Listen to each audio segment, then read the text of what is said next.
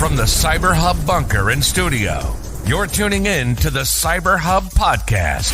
And now for your host and CISO, James Azar. Top of the morning, everyone. Good morning, security gang. Welcome to another episode of the CyberHub Podcast, a packed show for all of y'all today. So let's get the ball rolling. Tuesday, October 8th, 2024. And before we get started, a CyberHub Podcast tradition. I've got my double espresso here. I won't lie that I sipped some of it while the intro music was going on because guess what? It was like, it smelled really good and it was just the perfect temperature and I had to. But I'm coming forward. I'm admitting to the fact that I sipped before the coffee cup cheers. So now I will say coffee cup cheers and please forgive me for sipping prior to, doing this.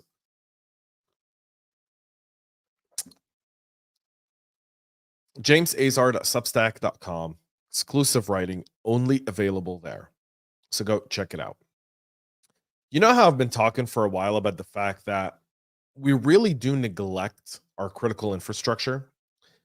The fact is that over the last 6 to 8 months, we've seen an absolute increase in attacks against U.S. water and wastewater facilities across the entire country. And just a few weeks ago, we talked about Arkansas City, Kansas's water facility being hit by a cyber attack, shutting it down. Well, now the largest publicly traded U.S. water and wastewater utility company, American Water, was shut down on Thursday after it suffered a cyber attack. They've now filed their their 8K with the SEC, essentially reporting the fact that they've experienced a data breach. They've had to shut down their systems, including their online customer portal service, My Water, and pause billing services.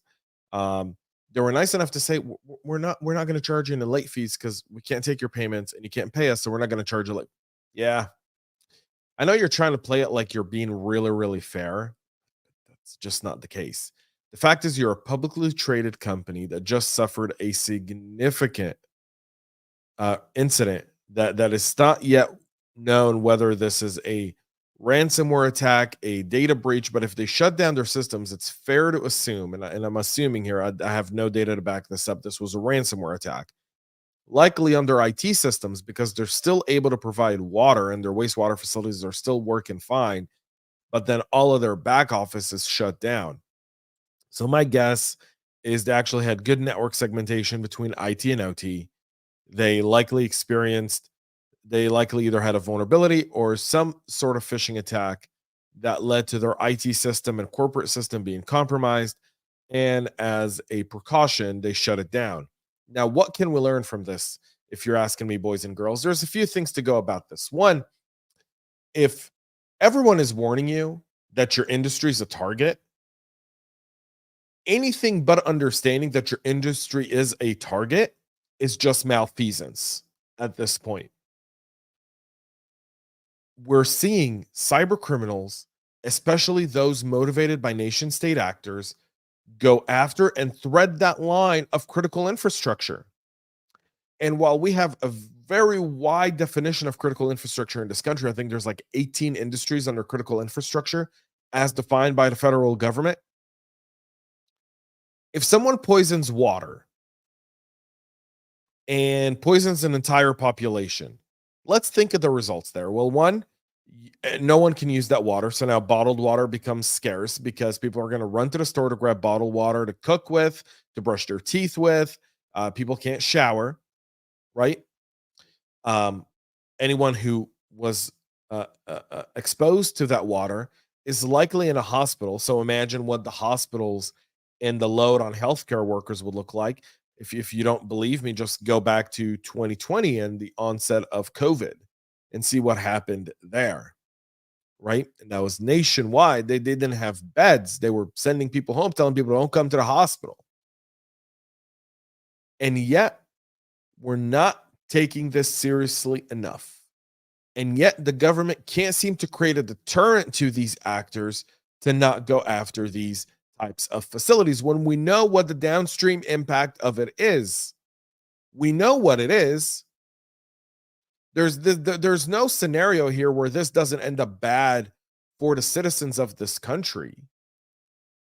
And yet we're inept at the government level to create any sort of hard decision making around deterrence around these types of cyber attacks. For example, here's an idea, and I'm no genius here, but if you attack our water facilities, any country that harbors this attack and forensically we're able to trace it back to these threat actors being in this country, we're hitting yours back. I know. Maybe that's a good deterrence for those governments to say, don't do that. Don't do that. Just saying. That's an idea.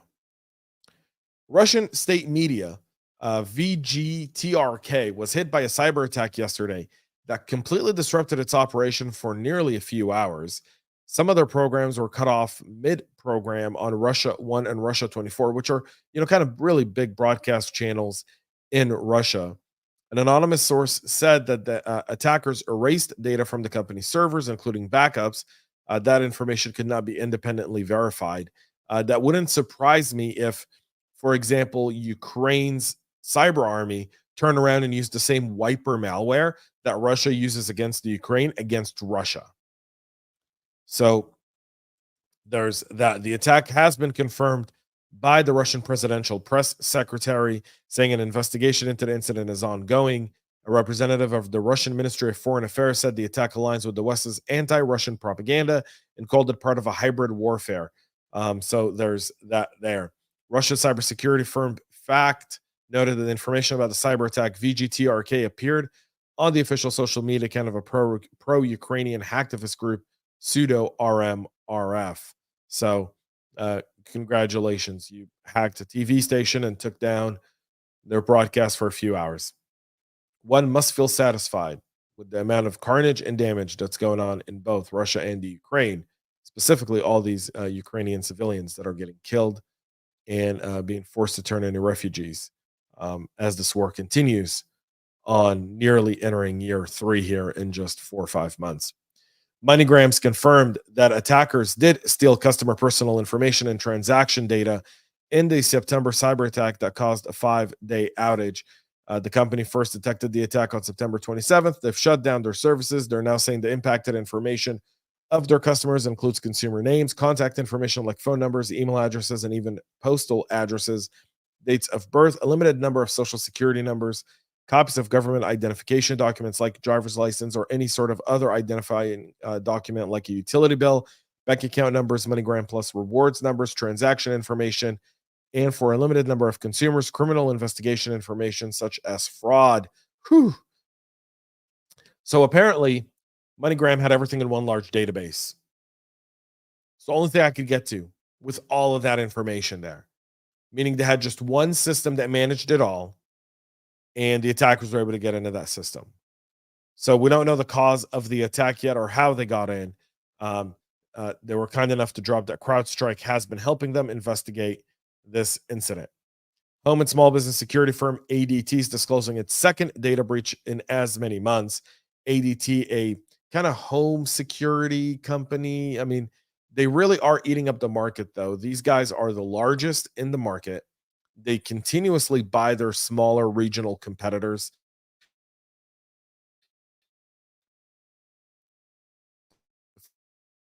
Yesterday, last night, they filed their 8K filing with the SEC, saying credentials were stolen from a third-party business partner that allowed threat actors to breach ADT's system.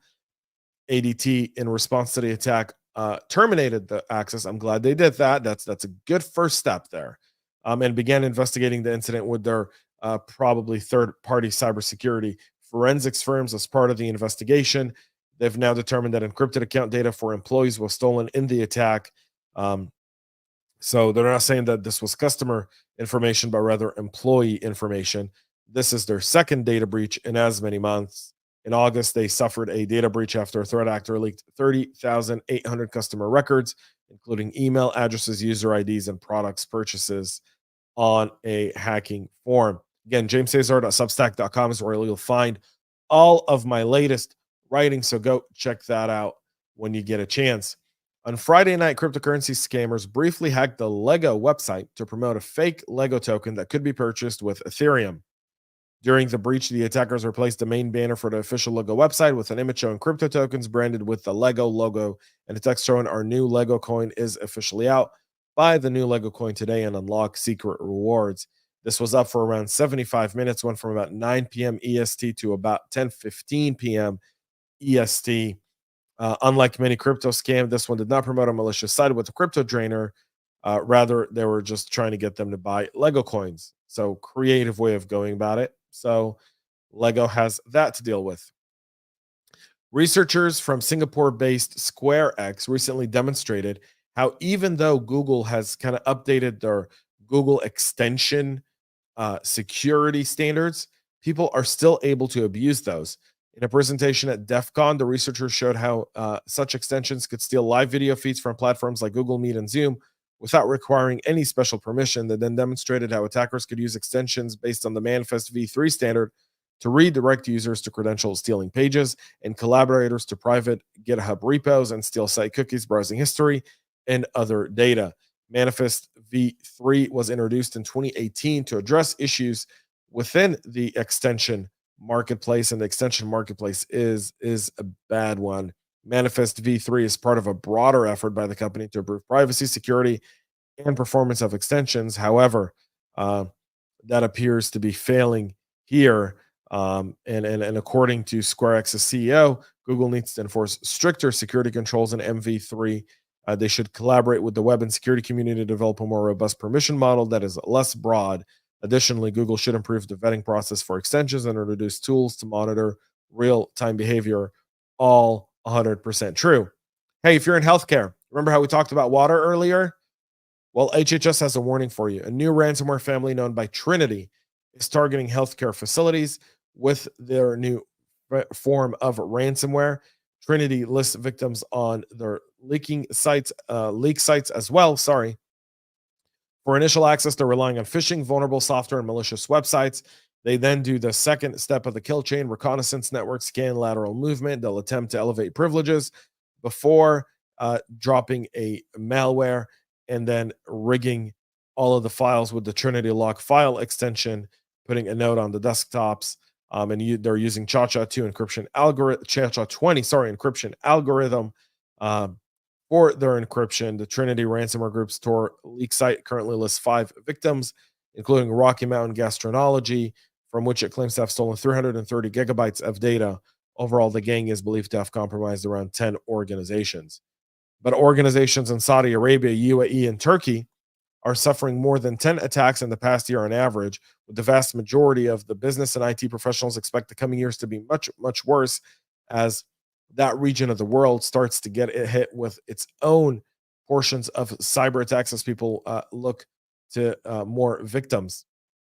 So according to a survey conducted in those countries, nearly 1,000 security professionals published by the ISP Cloudflare, with geopolitical conflict on the rise and cyber criminals increasingly focused on the Middle East region and Turkey, Bashar Basharia, regional vice president of Cloudflare, said in a statement, cyber attacks are becoming commonplace, hacktivism jumping by 70% in the last year, again, as kind of the war in Israel has intensified between Hamas, Hezbollah, and Israel. So has hacktivism to support the cause there as well. So top 3 initiatives, almost 47% are prioritizing the modernization of their applications, which is a good first step. But there are more pessimistic industries like media, telecom, and gaming, where they don't see kind of that being a big deal either.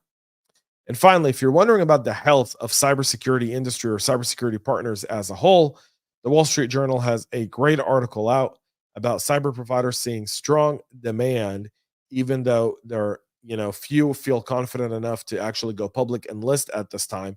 Part of this is because funding rounds are still happening for cybersecurity companies, and they're still able to raise private money through VCs or private equity partners. So Rubrik raising $752 million was the first IPO since 2021, and they've seen only significant cyber listings this year.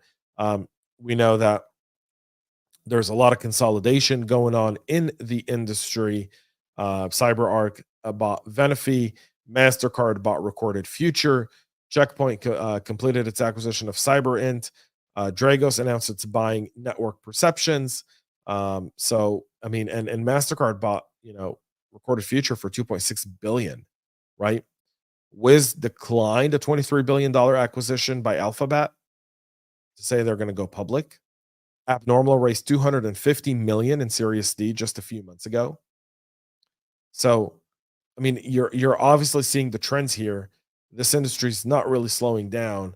And if there isn't a lot of appetite on the IPO market, there still is in the VC market and the private equity side of the house. So that's the good news there. That's it for our show this morning. We'll be back tomorrow, 9 a.m. Eastern, live with all the latest and greatest. Go check out our Substack. Make sure to subscribe, follow us, like, and if you've got any stories, you can always submit those through our LinkedIn page, through our Proton email, or through our website. Till then, have a great rest of your day, and most importantly, stay cyber safe. We love feedback. So make sure to connect with us on social media and subscribe to our podcast on your favorite podcast listening platform.